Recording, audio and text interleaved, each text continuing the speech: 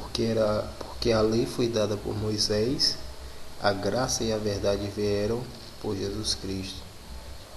Então Moisés trouxe a lei e Jesus Cristo ele trouxe a graça e a verdade. Então por isso que João 8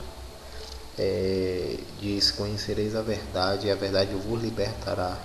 Quando conhecemos o verdadeiro evangelho, o genuíno evangelho, ele nos liberta de todo o sistema da lei, todo o sistema religioso, nos liberta da lei de Moisés, porque a lei de Moisés é o Antigo Testamento. A graça e a verdade é a nova aliança. E muitos estão vivendo a antiga aliança, estão vivendo a lei de Moisés, negando com suas atitudes o que Cristo fez na cruz. Que possamos viver a graça e a verdade, que é a vontade de Deus para esse novo pacto, essa nova aliança que Ele fez com seu sangue. A primeira aliança foi feita com sangue de animais, mas o sangue da nova aliança foi feito com o próprio sangue do Filho de Deus. Deus enviou seu Filho, mas vindo a plenitude dos tempos, Deus enviou seu Filho, nascido de mulher, nascido sob a lei.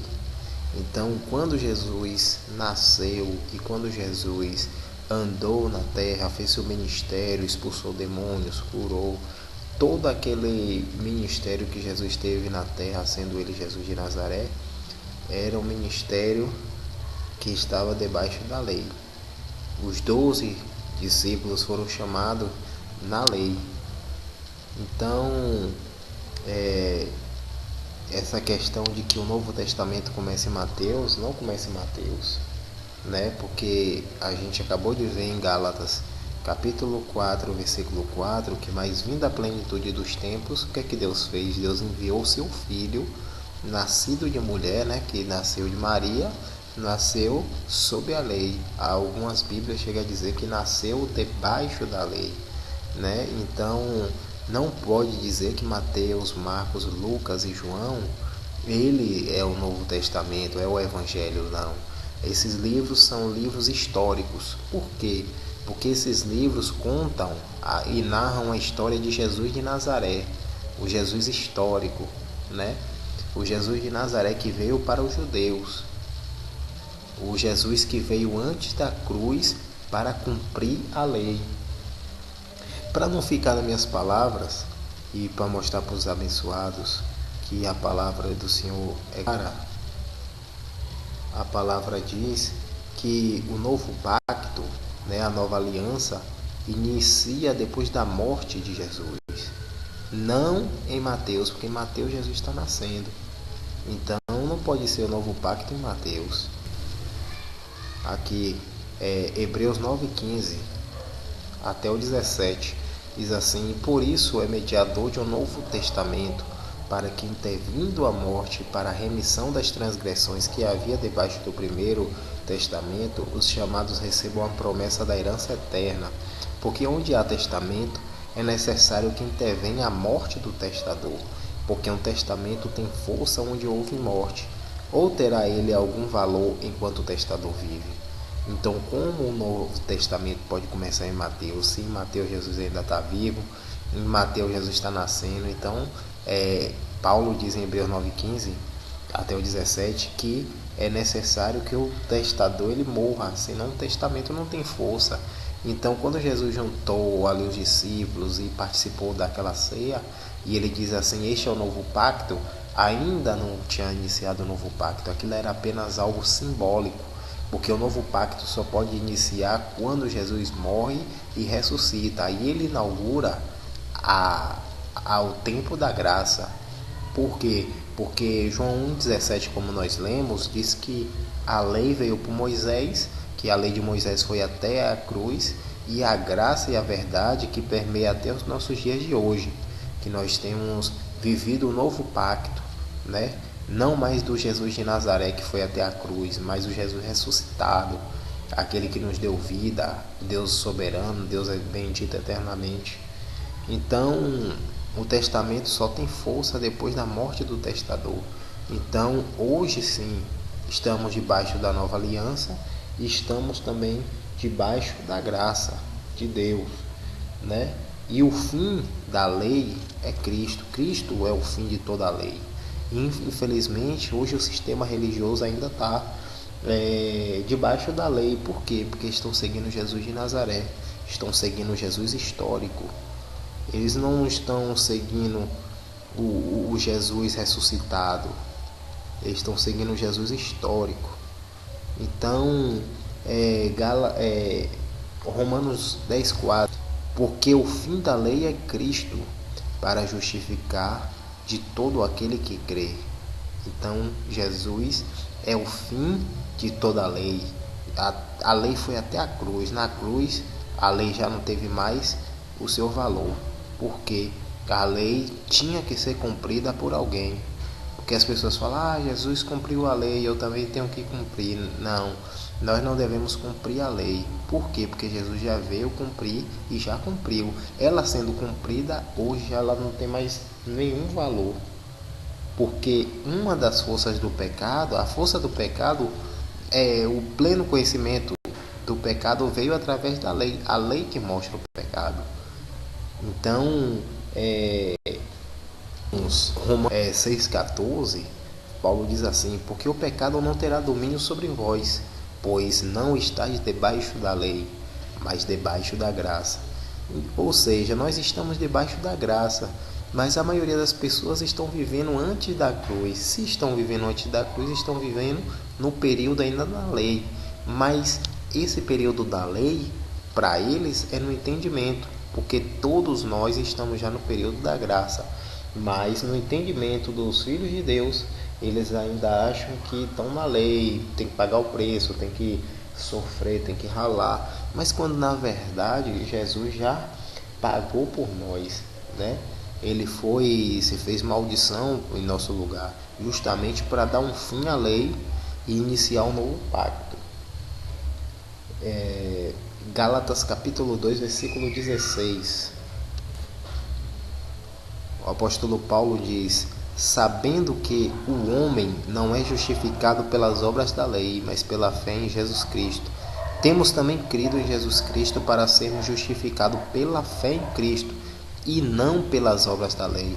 Porquanto pelas obras da lei nenhuma carne será justificada. Então hoje em dia as pessoas querem se justificar por algo que faz para o seu próximo, por algo que faz na igreja. Mas na verdade esses tipos de obras, ela não tem nenhum valor no que tange a salvação, no que tange a agradar a Deus, né? Então as obras da lei já não tem mais nenhum valor, né? Então o que o apóstolo Paulo diz, que nenhuma carne será justificada. Por quê? Que as pessoas querem se justificar diante de Deus. Eu dou esmola, eu dou dízimo, eu pago o preço. Então todos esses tipos de justificação Deus não aceita. Deus não aceita. Por quê? Porque as obras, ela vem da lei, mas a fé, ela vem da graça. Então nós temos que abrir o nosso entendimento, né? Para essa verdade, porque infelizmente muitos líderes não ensinam o povo de Deus de forma correta e as pessoas acham que tem que pagar o preço para receber algo de Deus, tem que ser sofredor para receber algo de Deus, e quando na verdade a Bíblia diz que o justo ele tem que viver da fé, porque a fé ela é da graça e as obras que são da lei. Então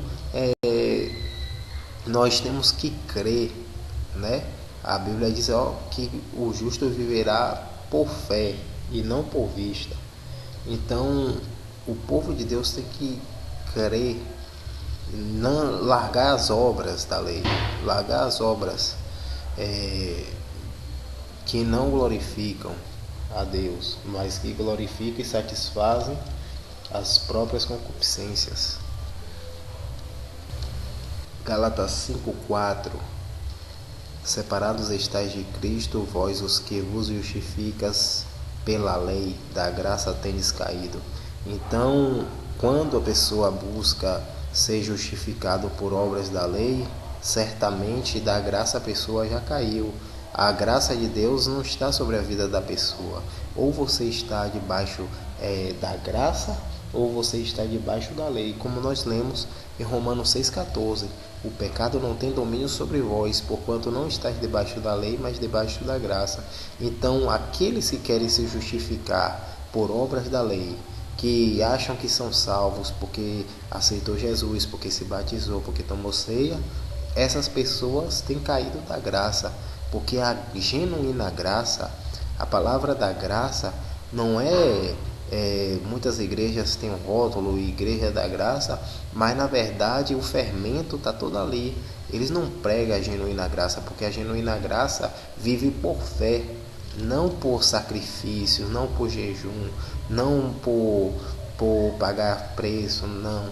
A palavra diz que nós temos que viver da fé, e aqueles que querem se justificar da lei têm caído da graça, não têm vivido de forma livre, né? Como a Bíblia diz em Gálatas, Jesus fala que para a liberdade ele nos libertou. Gálatas 1, né? Para a liberdade de Jesus já nos libertou. Devemos permanecer nessa liberdade. E existe um grande problema das pessoas querer se justificar da lei. Um grande problema, por quê? Porque as pessoas estão em maldição. Gálatas 3,10: todos aqueles, pois, que são das obras da lei, estão debaixo da maldição, porque está escrito: maldito todo aquele que não permanecer em todas as coisas que estão escritas no livro da lei para fazê-las. Então, por que está debaixo de maldição? Porque a lei, ela já não tem mais valor. Então a pessoa está vivendo debaixo da lei e está dizendo que o que Jesus fez na cruz não adiantou de nada. Está dizendo que a lei de Moisés ainda impera. Porque como nós lemos em João 1,17, que a lei veio por Moisés, a graça e a verdade vieram por Jesus. Então, se a pessoa se justifica da lei, ela está totalmente debaixo de maldição. Por quê? Porque Gálatas 3,13 fala que Jesus, ele se fez maldição por nós. Então, se você não recebe que Jesus de Nazaré se fez maldição no seu lugar, você está recebendo a maldição que existia na lei.